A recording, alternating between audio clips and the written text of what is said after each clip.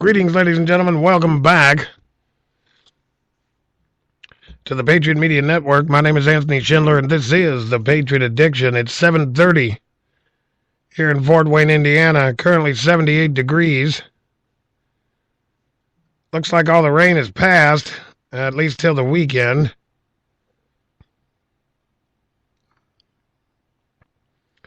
Tomorrow, going down to 56 tonight. Tomorrow, mostly sunny, high of 78, with a low of 58. Friday, mostly sunny, high of 81, going down to 65. Saturday, Sunday, and Monday, highs in the low 80s, lows in the 60s, with a 40% Saturday, 50% Sunday, and 30% chance of rain on Monday. Monday looks like Tuesday looks like we're clearing back up again, mostly sunny, high of 76. Lows in the 50s. Starting next week again. Highs in the 70s and lows in the 50s. It's July. We could use a little of that global warming. Not a lot now. Not a lot. Just a little. Would be kind of nice. That's it for the weather. Moving on to the news.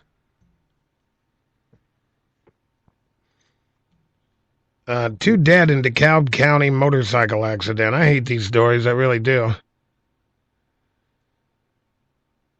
This Dateline, Waterloo, Indiana. Scene of a fatal accident in DeKalb County, Waterloo, Indiana. A man and a woman are dead after the motorcycle they were on collided with a semi on US 6. According to the DeKalb County Sheriff's Department, an officer on the scene said it was one of the most horrendous things he's ever seen. Chief Deputy Gerald Klein said that the motorcycle was apparently going too fast down County Road 24 at about 2 p.m. When it tried to turn at the intersection of US 6, the motorcycle went off the road and into a grassy area before launching onto US 6 and into the path of a semi. Semi driver tried to swerve out of the way, but it was too late. The intersection was closed while police and emergency officials worked the scene of the accident. The intersection reopened at about 4:45. The names of the victims have not been released, but they both appeared to be residents of Northeast Indiana. That's actually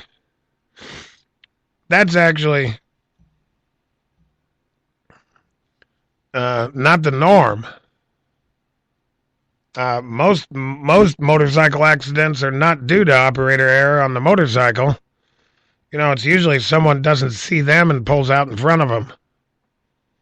Sounds like this was the driver of the motorcycle's fault, which is usually uncommon. More often than not, it's not their fault. But either way, it doesn't matter whose fault it is. It's a tragic accident. Sad to see.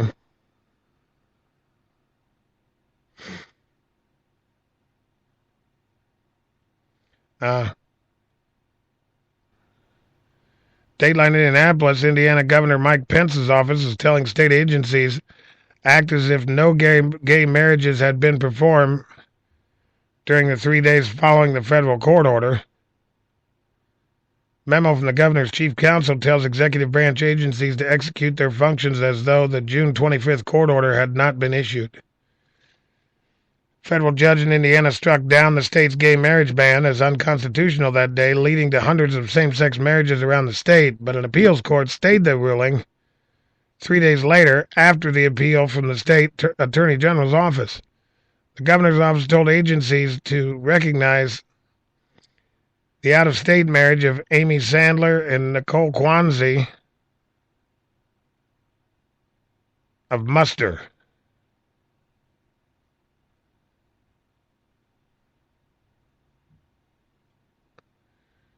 This is really This is the fault of that federal judge. That federal judge knew this was going to be challenged, and he should have issued, uh, even if he struck it down, he should have issued a stay pending an appeal. He did that on purpose to create chaos. He did it on purpose so a bunch of people could get married before the appeal could be filed. I'm sick and tired of these out of control federal judges legislating from the bench. We have to find a way to hold these people accountable. I don't care whether you're for or against gay marriage.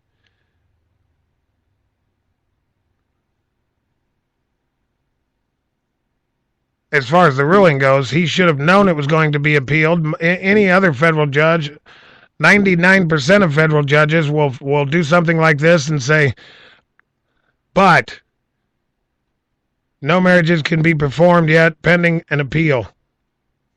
They stay the order.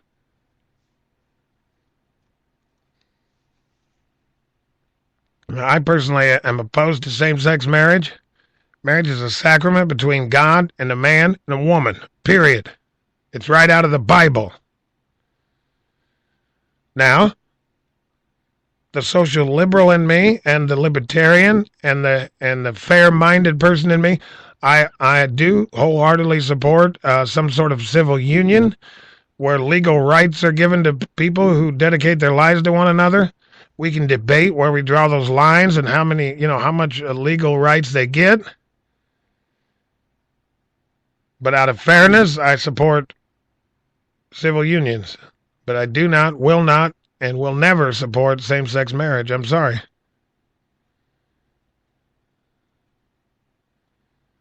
Not going to happen.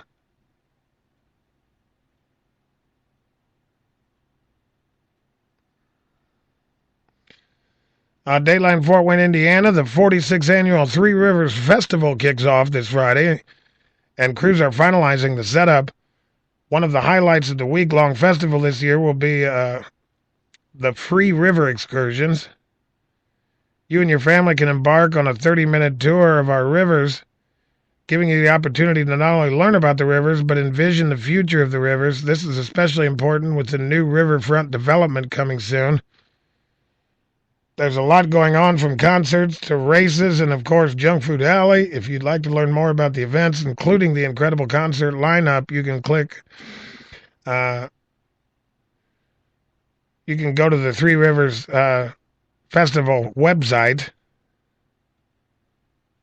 Trying to see where that's at exactly.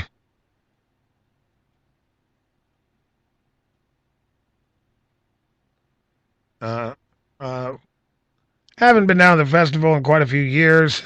Some of you know I'm a recovering alcoholic. And, I've been down there since I quit drinking, but, turns out I used to like to go to games and concerts and festivals, to drink beer. But I think it had something to do with the crowd. I don't do big crowds very well. With a few beers in me, it doesn't bother me. Sober, I don't do big crowds very well. I don't know if that, not sure if there's a connection there or what.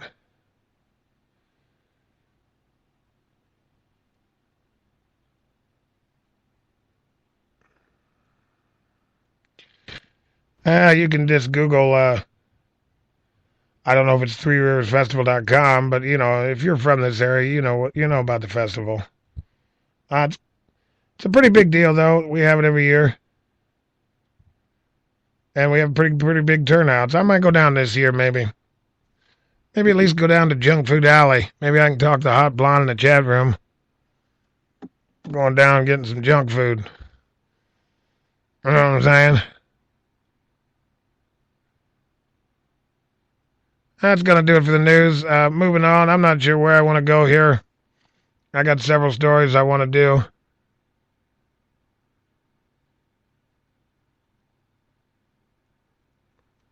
I'm having a lot of trouble with one particular computer tonight. So let's go to another computer.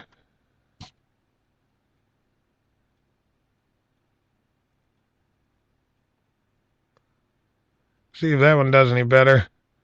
I should. I got my oldest computer I use for the show is an old laptop, an old HP, but it's got XP on it. That's probably the one I should be using. Because it doesn't seem to lock up. I don't seem to have problems with it.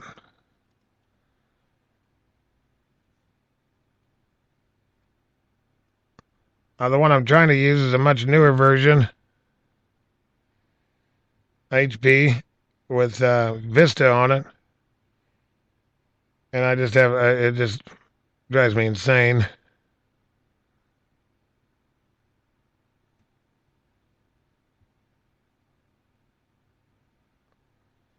It's definitely got problems.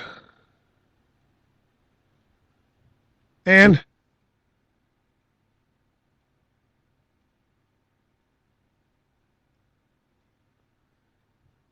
you'll have that.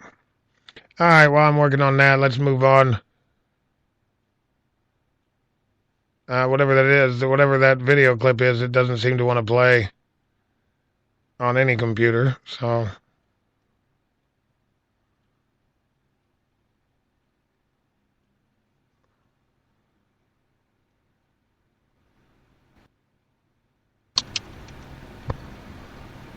So, well. Alright, moving on. Now watch it'll take off playing, after I move on to another story. Here's an interesting story I stumbled across today.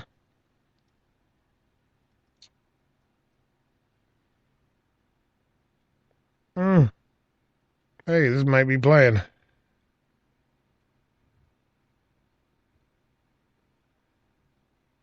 It looks like it's going to take off. I'm just going to let it hang there till it does take off.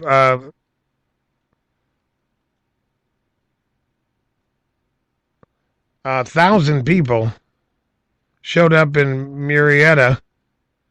This is where the protesters have been stopping the buses, where the feds have threatened to bring in. You can see this crisis is not going away. More than 1,000 people showed up tonight at a town meeting in Murrieta. Yesterday, that small Riverside County town made national headlines. You heard John talk about it. Protesters prevented those 140 migrants from being screened and housed in their city. KUSI's John Soderman joins us live now. He is in Murrieta, right at Mesa High School there. John. Let me tell you what's going on right now, Ross, as some of the Murrieta residents are coming out of the auditorium here, which is packed. Some of the folks on the left, pro-immigration folks, are... These are the... kind of challenging, in some cases taunting them. One man there with the American flag saying, look, if a migrant is not your brother, then God is not your father. But meantime, there's another headline evolving here, and that's this. Murrieta, nonsense. Population 100,000, taking on the federal government. Do you have a handle, a real handle, on what this is costing us out of our pockets? And please, use the word illegal aliens. They came across here illegally. Anger in Murrieta as concerned residents pack a high school gymnasium to talk about two things. What happened Tuesday when protesters prevented 3 busloads full of illegal immigrants from being screened at a local Border Patrol checkpoint, and what the future holds. As of right now, is there another bus coming to our city, and where can I be when for this next protest to protect that bus from coming here? But this is a story that is fast becoming the tale of the little city that could. Little Murrieta, California, taking on the federal government and bringing to light what many say here is a broken federal immigration system. Here in Murrieta, we now find ourselves in a situation not because we do not have comprehensive immigration reform, but rather because we have a lack of political will to protect our borders. At times, people here take out their anger on federal authorities who seem handcuffed by current federal immigration policy. We took 4 children to the hospital. Why? 2 of them had fevers. 2 of them had scabies. Okay? But not all those here approve of Tuesday's protest. I will never support anyone's right to confront children. That's shameful. It's uncalled for. Meantime, this is the overflow crowd, the people who couldn't get into the town meeting.